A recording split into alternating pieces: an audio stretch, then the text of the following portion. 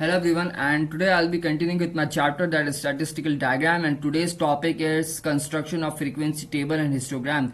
And in the previous video I've discussed few questions regarding them, but in this video I'll be talking about the class boundaries and class intervals, and then I will be constructing the histogram and completing the frequency table. So let's first understand few terminologies. That the word upper boundary, that means the largest possible value that can be filled in that group, and the lower boundary means the smallest value that can be filled in a group. Now to understand these things, I have made a table that it is showing a marks of the students, that from 56 till 60 marks, the students who have scored from 56 till 60 marks lies in this row. And when I talk about the students who having 61 till 65 marks, they are lying in this row. And when I talk about the students scoring 66 till 70 marks, they are lying in this row. But when I talk about these marks, they have a bit gap in between them, that it is the first row is ending till 60 and the next row is starting from 61. That means it has a gap of 1 that needs to be finished. So we will, what we will do is we will subtract these two values, the 61 minus 60, and here it is, where 61, we will subtract 61 minus 60 and we will get answer of 1. After that we will divide it by 2 and we will obtain a number, that is 0.5 in this case. It may be different, but you need to divide by 2 the difference of both these numbers, the the upper boundary of the first row to the lower boundary of the second row, and when you subtract it, you get the answer and you divide it by 2 to obtain a single number, that is 0.5 in this case. Now to get the upper boundary, you need to add 0.5, and to get the lower boundary you need to subtract 0.5. That means from 56, this is the lower boundary, I need to subtract 0.5 and I'll get the value as 55.5. And from this 60, I need to add this 0.5, as this is the upper boundary. So 60 plus 0.5 is 60.5, which is the class boundary, upper class boundary for this case. For this particular row. And when we move to the other rows, this 61, this is the lower boundary, we will subtract 0.5 and we will have 60.5, and 665 add 0.5 and have 65.5. So when you see that 60.5 and now 60.5, they are in continuation, so there is no gap in between them. So when we will obtain a histogram, there won't be any gap, as it was before. So these are the class boundaries. And when I talk about tally means that when I was counting the data from the raw data, just the numbers, I have been making this dashes, and this complete set has 5 dashes, so I can directly count that these are the 5, as this is 6 and 7, so I can directly write the frequency as 7. These are 5 and 2, so this is 7 again, and this is only 5, so I can write here 5.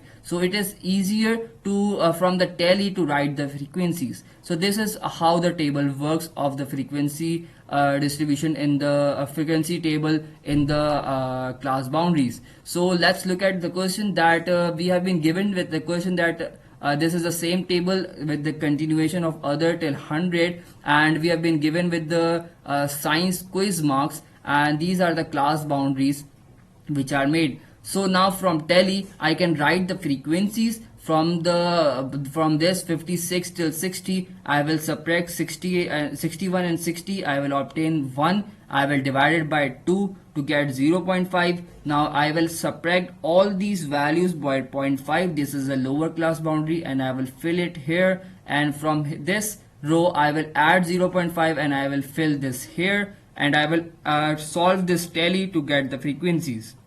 So I will obtain these values, that 56 minus 0.5 is 55.5 and 60 plus 0.5 is 60.5. And from tally, this is 5 and this is 2, so this is 7. This is how we fill up this whole table, and now all the values are in continuation. That you can see, I can check any of the values. This is 80.5, this is 80.5, starting from 80.5. This is 90.5, this is ending 90 at 90.5, this is starting from 90.5. So all the values are in continuation now, and the frequencies are filled as well. So we can this is the complete the table. This is the first part, and I have completed the table. Then the second part, it is asking that to which classes do these marks 90.9, 66.2, 81.5 belong. So I can write that this 90.9 lies between this range. 90.9 is above 90.5 and below 95.5, so it lies in this row. So I will write 91 till 95, that is the row 90.5 is lying.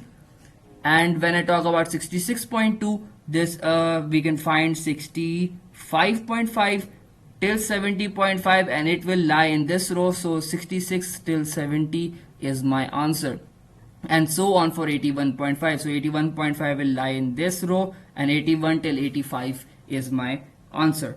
When I talk about the drawing the histogram, so histogram would be drawn in such. This zigzag represents that it has the values in between them, but as our data is starting from 55.5, so we can draw it 55 from 55.5. Before that, if you draw the other points like 45.5, 35.5, they will be just a waste of time, as there is no bar in that rows. So I've started it from 0, I've made a zigzag, and then I've started from 55.5, then 60.5, as I have the boundaries, and I have made from 55.5 till 60.5. I have a frequency of 7. So 55.5 till 60.5, this is the frequency of 7. The 60.5 till 65.5, again the frequency of 7, so a bar comes till 7. This is how we construct a histogram in such cases.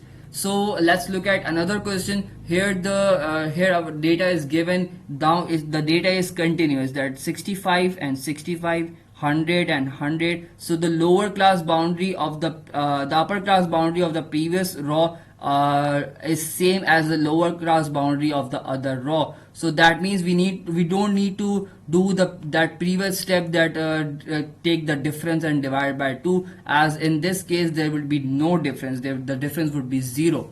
So we don't need to add and subtract anything from this data.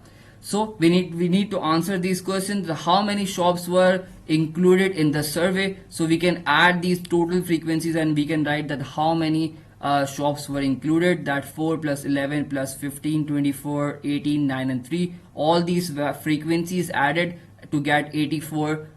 They were the shops in the survey.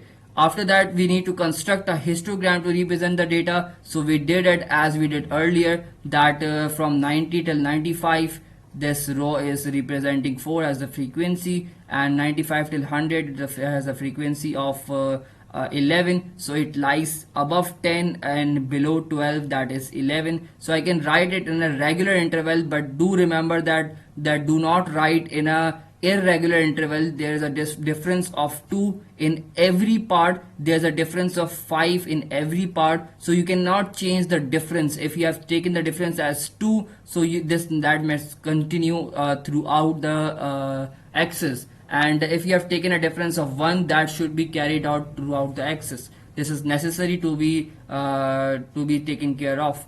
After that, we have done with the construction of the histogram. Now after that, we will be looking at question number 3. Here we have been given with one new thing, that is the class width, and the height of the rectangle will depend upon this class width. Before that, we have all the data that is at a regular interval. That means the starting and the ending value of the rows had a difference of similar data. That means that is a difference of 10. We have been given with the previous cases for the difference of 10. As you can see that the difference here is 5. In the previous case it was 10. It has a difference of 5. It has a difference of 5, again 5, again 5. So throughout they have a difference of 5, but when we move here, it has a difference of 4 here, Here the difference is different, that is 15 till 24 has a difference of 9 values. The 25 till 29, the difference is again 4. So this is varying. When the difference is varying, we need to calculate the class width as well. How do we do that? First of all, we will find these class width. This column need to be filled. How we filled it? We will subtract these two. We will see that how many values lie in between in these two. We will count 10, 11, 12, 13, 14. There are 5 values which comes in between them. So it is written here.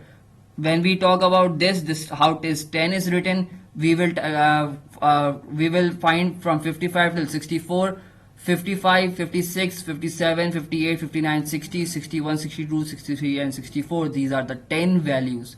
And when we talk about this row, it has 1 multiplied by standard. That means the standard value is 5. As 1 is multiplied by the standard, so it has a value, the standard value is 5. And as it is shown here that 2 multiplied by 5, so standard value would be 5 as it is shown here. So 2 into 5 would be 10. So this is how the standard value works. So I have filled this table up like this. We have a difference of 10, 5, 5, 5, 15, and the standard value is 2 here as this is 10, and standard value is 3 here as it is 15.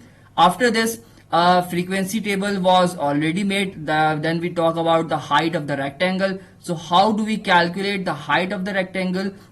That we need to divide this 5 by this 1. So 5 is divided by 1 to get 5. 8 is divided by this 2 to get 4. 6 is divided by 1 to get 6. 11 is divided by 1 to get 11. 13 is divided by 1, 3 is divided by 3 to get 1, and 4 is divided by 2 to get 2.